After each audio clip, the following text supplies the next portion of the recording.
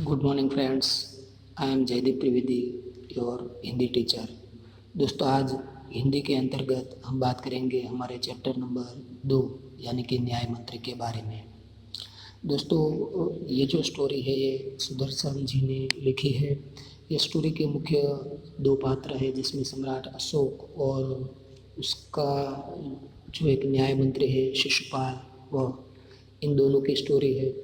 दोस्तों, हम जानते हैं कि किसी भी राजा को यदि अपना राज्य अच्छी तरह चलाना है तो सबसे पहले उसे एक यथा योग्य मंत्री चाहिए, जैसे कि चंद्रगुप्त के पास भी चाणक्य थे। तो यहाँ सम्राट अशोक एक बार न्याय मंत्री की खोज करने के लिए अपना वेश परिवर्तन करके, यानी कि अलग सा वेश धारण करके, एक परदेसी व्यापारी का वेश धारण करके एक बार शिशुपाल नाम का जो ब्राह्मण है उनकी परीक्षा लेने के लिए जाता है। तो वह जब जाते हैं तो उस वक्त दोस्तों संध्या का समय था, चारों ओर अंधकार फैला हुआ था। अचानक शिशुपाल के घर पहुंचकर उसने घर का दरवाज़ा खटखटाया और रात्रि में रहने के लिए आश्रय की मांग की। उस वक्त शिशुपाल जो था वो बहुत दयालु था, तो उसने सोचा कि अरे हमारे घर अतिथि कहाँ से, अतिथि के पावन चरणों से हमारा घर तो पवित्र हो गया। तो अतिथि देवो भव, ये हमारी जो भारतीय संस्कृति की भावना रही है, इस भावना का आदर करते हुए वह पहरेदार के वेश में आए सम्राट अशोक को आश्रय देता है। दोस्तों, रात में दोनों के बीच में ढेर सारी बातें होती है और ढेर सारी बात में सम्राट अशोक को ऐसा पता चलता है कि शिशुपाल है वह राज्य की व्यवस्था से खुश नहीं है। तो इसलिए शिशुपाल उसे एक बात में कहता है कि यदि मुझे न्याय मंत्री बनने का मौका मिले तो मैं सम्राट को बता दूं कि न्याय किसे कहते हैं। तो ये बात सुनकर सुबह होते ही सम्राट अशोक जो पहरेदार के वेश में थे वो तो वहाँ से चले जाते हैं, मगर कुछ दिन बाद सम्राट अशोक के कुछ सिपाही आकर शिशुपाल को राजा के दरबार में चलने के लिए कहते हैं। शिशुपाल जब उनके दरबार में जाता है तो वह देखता है कि जिसके सामने उसने सम्राट अशोक को भला बुरा कहा था वह और कोई नहीं बल्कि स्वयं सम्राट अशोक थे। सम्राट अशोक को सिंहासन पर बैठा देखकर वह चौंक जाता है और सम्राट अशोक उसे अपने पास बुलाकर कहते हैं, हे ब्राह्मण देवता, मैं आपको न्याय करने का अवसर देना चाहता हूँ, क्या आप इसके लिए तैयार हैं? पहले तो शिशुपाल ये बात सुनकर दोस्तों घबरा जाता है, मगर अंत में कहता है कि यदि सम्राट की यही इच्छा है तो मैं तैयार हूँ। और बहुत ठीक, कल से आप हुए न्याय मंत्री, ऐसा कह के सम्राट ने उसे न्याय मंत्री बना दिया। और सम्राट ने अपने हाथ से जो एक अंगूठी थी वो उतार कर शिशुपाल को न्याय मंत्री के रूप में दे दी। दोस्तों, इसके बाद घटना कुछ ऐसी होती है कि शिशुपाल ने न्याय मंत्री बनते ही राज्य की जो व्यवस्था थी वह सब अच्छी तरह से संभाल ली, समुचित व्यवस्था कर दी और चारों ओर सुप्रबंध करके पूरे राज्य में शांति फैला दी। पूरा राज्य शांति से रहने लगा, किसी को किसी प्रकार का भय न था। लोग रात के वक्त भी सोते थे तो घर के दरवाजे खुले रख देते थे, बाहर जाते थे तो भी उसे चोरी का कोई भय नहीं रहता था। चारों ओर ये शिशुपाल की न्याय व्यवस्था की धूम मच गई। तो इस प्रकार शिशुपाल ने बहुत अच्छे से राज्य व्यवस्था को संभाल लिया। समय कटते लगभग 1 महीने जितना समय पसार हो गया और एक बार ऐसा हुआ कि किसी ने रात के वक्त पहरेदार की हत्या कर दी। सुबह होते ही यह बात नगर में चारों ओर फैल गई। लोग बड़े हैरान रह गए। शिशुपाल की तो ये जानकर नींद उड़ गई। उसने खाना पीना भी छोड़ दिया और अपराधी का पता लगाने में लग गया। बहुत प्रयत्न करने के बाद भी उसे जब अपराधी का पता न चला तो वह उसके आश्चर्य का कुछ ठिकाना नहीं रहा। सम्राट अशोक के बारे में जब उसे आगे जाके ऐसा पता चलता है कि उस पहरेदार की हत्या किसी और ने नहीं, सम्राट ने खुद की है, तो सम्राट अशोक के सामने ये बात कहना तो बहुत कठिन था, मगर फिर भी वह एक न्यायप्रिय था। तो उसने सम्राट के सामने जाकर एक साधारण व्यक्ति को जैसे बात कहता उसी तरह बात कह दी। और इतना ही नहीं, जब उसे पता चला कि वह पहरेदार है, वह अपराधी था, पहरेदार है, वह राज्य के लिए, राज्य की जो व्यवस्था है इसमें कुछ बाधा डालने वाला था, राज्य की व्यवस्था को नुकसान पहुंचाने वाला था, इसीलिए उसने सम्राट ने पहरेदार की हत्या की है। जब उसे इस बात का पता चलता है कि पहरेदार बहुत ही उद्दंड था, उसे मारना जरूरी था, तो वह सम्राट अशोक के हाथ में हथकड़ी तो पहनाता है, फांसी का निर्णय भी सुनाता है। कौन? शिशुपाल, न्याय मंत्री। मगर जब उसे ये बात का पता चल गया तो वह शास्त्रों का सहारा लेकर अपने सम्राट की जान भी बचाता है। वह कहता है कि शास्त्रों में राजा को मारना ठीक नहीं माना गया, शास्त्र में राजा को भगवान का रूप माना गया है, तो अभी सम्राट को मारना ठीक नहीं है, तो क्या करे? निर्णय तो कर चुका था, तो उसने एक युक्ति निकाली और युक्ति ऐसी की कि वो एक राजा के बराबर कद वाला एक पुतला ले आया और उसी तरह उसने उस जो पुतला यानी कि जो वो मूर्ति थी वो राजा के बराबर कद आकार की थी, ऐसी मूर्ति बनवाई और उस मूर्ति को फांसी देने का दोस्तों निश्चय किया और इस प्रकार मूर्ति को फांसी पर लटकाकर अपने सम्राट की जान उसने बचा ली। तो दोस्तों शिशुपाल की ये थी न्यायप्रियता। ये राजा के हाथों में हथकड़ी पहनाने से भी नहीं डरता, उसे सच बोलने से भी नहीं घबराता, और जब उसे सच्चाई का पता चलता है तो राजा की जान भी वो बचा लेता है।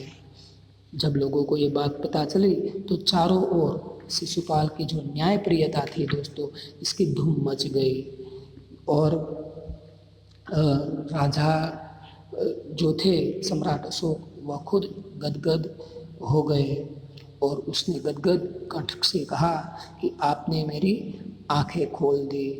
तो इस प्रकार दोस्तों ये पूरी स्टोरी है। चलिए अब हम पढ़ते हैं सबसे पहले सुदर्शन जी का परिचय। सुदर्शन जी का परिचय ये है दोस्तों। सुदर्शन जी का मूल नाम यानी कि वास्तविक नाम बद्रीनाथ शर्मा था। उनका जन्म सन 1896 में पंजाब के राज्य सियालकोट नामक स्थान में हुआ था। बचपन से ही आपने कहानियाँ लिखना प्रारंभ किया। उनकी निधन सन 1968 में हुई थी। पुष्पलता, सुप्रभात, परिवर्तन, पनघट, नगीना आदि उनकी प्रसिद्ध कहानी संग्रह है। आपका एकमात्र उपन्यास भागवंती भी है।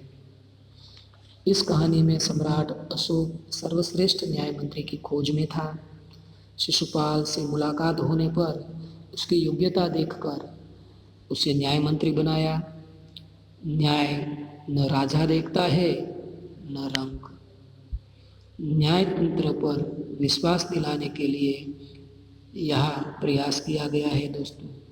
नई पीढ़ी के लिए इस प्रेरक कहानी द्वारा न्याय तंत्र की जिम्मेदारी का भी महत्व समझाया गया है। यहाँ से दोस्तों हमें इस बात की सीख लेनी है कि न्याय न राजा देखता है न रंक यानी कि गरीब। न्याय सबके लिए एक समान होना चाहिए, चाहे वह किसी पॉलिटिशियन हो या चाहे कोई सामान्य आदमी हो, चाहे वह अमीर हो चाहे वह गरीब हो, न्याय सबके लिए समान होना चाहिए। तो चलिए दोस्तों, अब हम शुरू करते हैं इस कहानी को। संध्या का समय था, चारों ओर अंधकार फैल चुका था। ऐसे में किसी ने बाहर से घर का दरवाजा खटखटाया। खटखट खटखट। कौन है? ब्राह्मण शिशुपाल ने थोड़ा सा दरवाजा खोलते हुए पूछा। एक परदेसी, बाहर से आवाज आई। क्या मुझे रात काटने के लिए स्थान मिल जाएगा? शिशुपाल से पूछता है। जैसे ही शिशुपाल ने पूरा दरवाजा खोला, उनके सामने एक नवयुवक खड़ा था। उन्होंने मुस्कुराकर कहा, यह मेरा सौभाग्य है। अतिथि के चरणों से यह घर पवित्र हो जाएगा। आइए, पधारिए। अतिथि को लेकर शिशुपाल घर में गए और उनका आदर सत्कार किया। दोस्तों, हमारी संस्कृति है अतिथि देवो भव। तो ये अतिथि का आदर सत्कार, ये तो जैसे कि हमारे खून में है। तो शिशुपाल अतिथि को देखकर उसके आदर सत्कार में दोस्तों लग गए। फिर दोनों उस समय देश की जो व्यवस्था थी उस पर बातें करने लगे। शिशुपाल ने कहा, आजकल बड़ा अन्याय हो रहा है, परंतु परदेसी इस बात से सहमत न था। वह बोला, दोष निकालना तो सुगम है, परंतु कुछ करके दिखाना कठिन है। कि दोस्तों, बहुत ये सुंदर सेंटेंस है कि किसी बात में हम दोष निकालें ना तो वो बहुत आसान है, किसी को बुरा कहना बहुत आसान है, मगर जब कुछ करने की बारी अपनी आए ना, तब हमें सच्चाई का पता चलता है। तो बहुत अच्छी बात बोले कि दोष निकालना तो सुगम है, सुगम यानी कि सरल, परंतु कुछ कर दिखाना कठिन है। शिशुपाल बोले, अवसर मिले तो दिखा दूं कि न्याय किसे कहते हैं। शिशुपाल सिर्फ बातें करने वालों में से नहीं था, वो तो एक अवसर की तलाश में था। यदि मुझे न्याय करने का मौका मिले तो मैं बता दूं कि न्याय किसे कहते हैं। तो आप अवसर चाहते हैं? जो परदेसी था उसने शिशुपाल से पूछा कि क्या आप अवसर चाहते हैं? शिशुपाल कहता है, हाँ, अवसर चाहता हूँ। फिर कोई अन्याय नहीं होगा? शिशुपाल कहता है, बिल्कुल नहीं। परदेसी कहता है, कोई अपराधी दंड से न बचेगा? शिशुपाल कहता है, नहीं। परदेसी ने मुस्कुराकर कहा, यह बहुत कठिन काम है। दोस्तों देखिए, अपराधी कोई गैर हो, पराया हो, तब हम उसे आसानी से पनिशमेंट दे सकते, आसानी से कह सकते हैं किसी के लिए, मगर जब हमारे खुद के ही कुछ लोग हो तो न्याय करना बहुत कठिन हो जाता है दोस्तों। तो सच में ये कार्य बहुत कठिन है। ब्राह्मण के लिए कुछ भी कठिन नहीं है। मैं न्याय का डंडा बजा कर दिखा दूंगा। न्याय का डंडा बजाना दोस्तों, ये रूढ़ि प्रयोग में पूछा जाने वाला शब्द है। डंका बजाना, डंका बजाना मीन्स प्रसिद्ध करना। न्याय को मैं प्रसिद्ध कर दूंगा। परदेसी धीरे से मुस्कुराए पर कुछ बोले नहीं। फिर कुछ देर बाद वे सो गए। सुबह उठकर परदेसी ने शिशुपाल को धन्यवाद देकर उनसे विदा ली। कुछ दिनों बाद शिशुपाल के घर कुछ सिपाही आए और उन्हें दरबार में चलने के लिए कहा। शिशुपाल सहम गए। वे समझ नहीं सके कि सम्राट ने उन्हें क्यों बुलाया।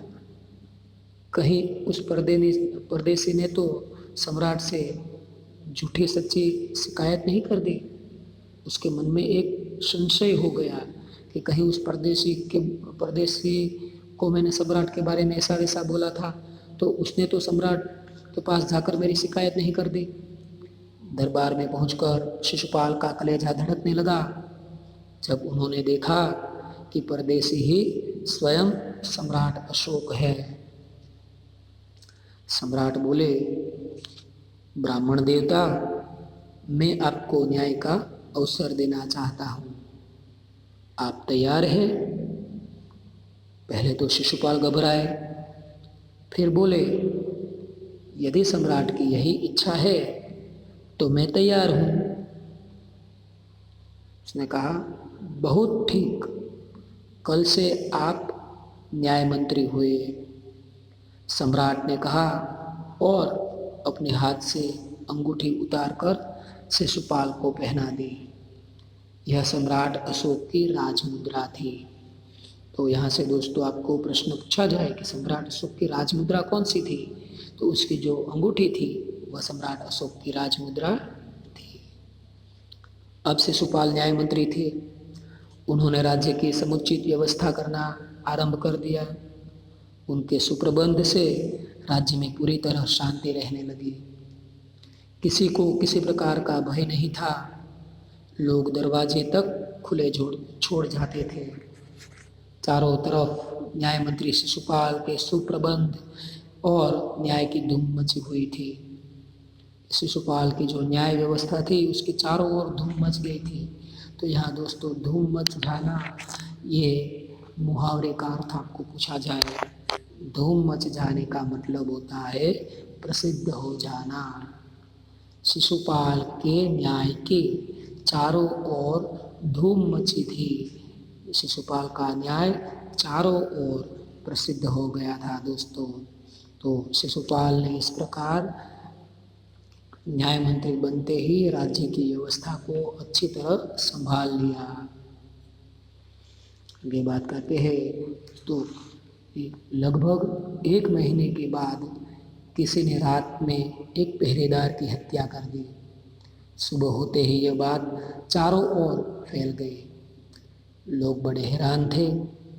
शिशुपाल की तो नींद ही उड़ गई। उन्होंने खाना पीना छोड़कर अपराधी का पता लगाने में रात दिन एक कर दिए।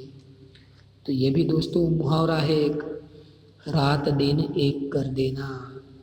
रात दिन एक कर देना, इसका मतलब होता है कड़ी से कड़ी मेहनत करना। बहुत प्रयत्न करने के बाद जब अपराधी का पता चला तो शिशुपाल के आश्चर्य का ठिकाना न रहा। स्वयं सम्राट ने उस पहरेदार की हत्या की थी। सम्राट को अपराधी घोषित करना बहुत कठिन काम था। शिशुपाल करे तो भी क्या करे।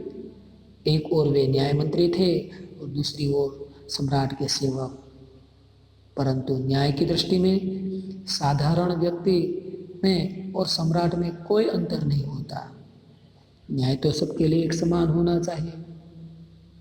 अगले दिन शिशुपाल दरबार में पहुंचे। सम्राट अशोक सिंहासन पर बैठे हुए थे। आते ही उन्होंने शिशुपाल से पूछा, अपराधी का पता चला? न्याय मंत्री ने साहसपूर्वक कहा, देखिए उसकी हिम्मत देखिए यहाँ शिशुपाल की। अपराधी सम्राट है, उसके सामने वह निर्भीक होकर जो बोलता है वो देखिए। जी हाँ, चल गया। तो फिर उसे उपस्थित करो। न्याय मंत्री कुछ रुके, फिर अपने उच्च अधिकारियों की ओर संकेत करते हुए बोले, धनवीर, इन्हें गिरफ्तार कर लो, मैं आज्ञा देता हूँ। संकेत सम्राट की ओर था। इसे गिरफ्तार कर लो, संकेत सम्राट की ओर था। दरबार में निस्तब्धता छा गई। निस्तब्धता का मतलब होता है शांति। दरबार में चारों ओर सन्नाटा छा गया। सम्राट का चेहरा क्रोध से लाल हो गया। वे सिंहासन से खड़े हो गए और बोले, इतना साहस? न्याय मंत्री ने ऐसा भाव प्रकट किया जैसे कुछ सुना ही नहीं। उन्होंने अपने शब्दों को फिर से दोहराया, धनवीर, देखते क्या हूं, अपराधी को गिरफ्तार करो। दूसरे ही क्षण सम्राट के हाथों में हथकड़ी पड़ गई। न्याय मंत्री ने कहा, अशोक, तुम पर पहरेदार की हत्या का आरोप लगाया जाता है, तुम इसका क्या उत्तर देते हो? सम्राट होठ काट कर रह गए। तो दोस्तों, ये होठ काटना ये भी एक मुहावरा है यहाँ। तो होठ काटने का मतलब होता है आश्चर्य में पड़ना। सम्राट के आश्चर्य का कोई ठिकाना न रहा, होठ काट कर रह गए। न्याय मंत्री ने फिर पूछा, तो तुम अपराध का स्वीकार करते हो? हाँ, मैंने उसे मारा अवश्य है, पर उद्दंड था। सम्राट का ये उत्तर था। वह उद्दंड था या नहीं? तुमने एक राजकर्मचारी की हत्या की है, तुम अपराधी हो, तुम्हें मृत्युदंड दिया जाता है। न्याय मंत्री ने निर्णय दिया। सभा में सन्नाटा छा गया। न्याय मंत्री का निर्णय सुन सम्राट ने सिर झुका लिया। सम्राट का सिर झुक गया। तो सिर झुकाना ये भी दोस्तों एक मुहावरा है जिसका अर्थ होता है लज्जित होना। लज्जित होना, शर्मिंदा होना। वे तो स्वयं शिशुपाल की परीक्षा लेने में सफल हो गए थे। सम्राट का हृदय इसी व्यक्ति को पाकर गदगद हो गया। तो गदगद हो जाना ये भी एक मुहावरा है। गदगद हो जाना, भाव विभोर हो जाना। शिशुपाल की हत्यारे को ढूंढने की कोशिश और कोशिश में उसे सफल हुए देखकर और उसकी न्यायप्रियता देखकर, उसकी निर्भीकता देखकर सम्राट गदगद हो गए। तभी न्याय मंत्री का संकेत पाकर एक कर्मचारी सम्राट अशोक की सोने की मूर्ति लेकर उपस्थित हो गया। न्याय मंत्री ने खड़े होकर कहा, सज्जनों, यह सच है कि मैं न्याय मंत्री हूँ और यह भी सच है कि अपराधी को दंड मिलना चाहिए, परंतु अपराधी और कोई नहीं, स्वयं सम्राट है। शास्त्रों में राजा को ईश्वर का रूप माना गया है, इसलिए उसे ईश्वर ही दंड दे सकता है। अतएव मैं आज्ञा देता हूँ कि सम्राट को चेतावनी देकर छोड़ दिया जाए और उसके स्थान पर इस सोने की मूर्ति को फांसी पर लटका दिया जाए, जिससे लोगों को शिक्षा मिले।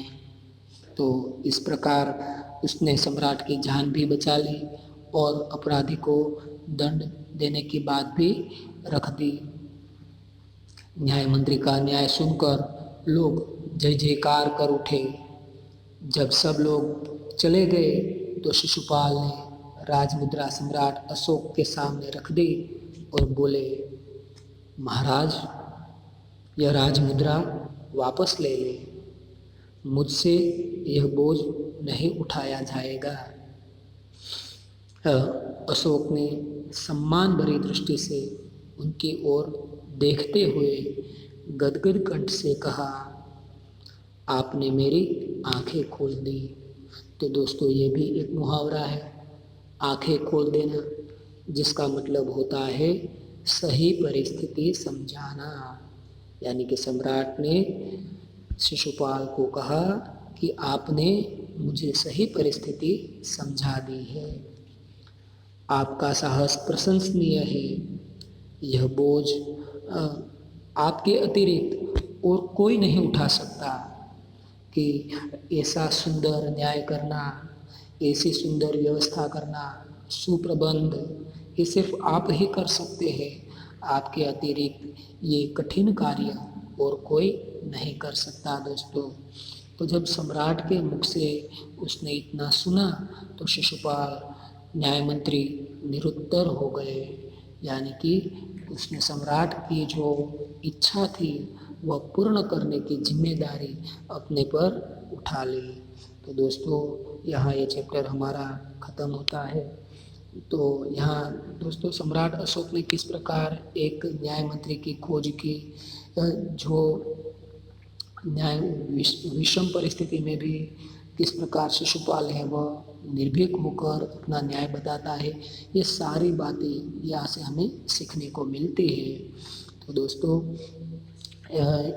ये चैप्टर का जो स्वाध्याय है तो इसकी PDF में आपको भेज दूंगा, जिसके आपको जो आपका होमवर्क है वो करने में आसानी रहे। तो यहाँ तक हम रखते हैं दोस्तों।